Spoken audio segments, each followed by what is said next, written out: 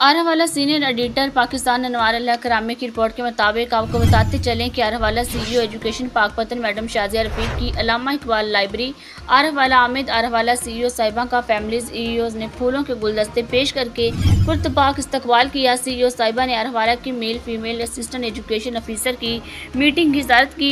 DEO secondary Mohammad Munir Hakeem, DEO elementary Rao Sultan Mahmood, deputy DEO elementary Arawala Mohammad Shaban Raza और साबका assistant director admin Mohammad Arshad Bari भी हमरा थे।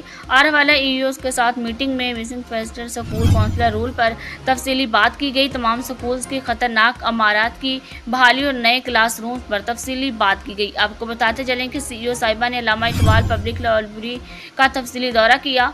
सीईओ साहिबा ने सेक्रेटरी एजुकेशन मियां खालिद नज़ीर भट्टू साहब के विज़न के मुताबिक लाइब्रेरी के लिए मज़ीद किताबों और बेहतर सहूलियात देने का ऐलान किया। सीईओ एजुकेशन ने लाइब्रेरी को डिजिटाइज करने का भी ऐलान किया। आखिर पर तमाम ऑफिसर्स के साथ ग्रुप फोटो सेशन हुआ।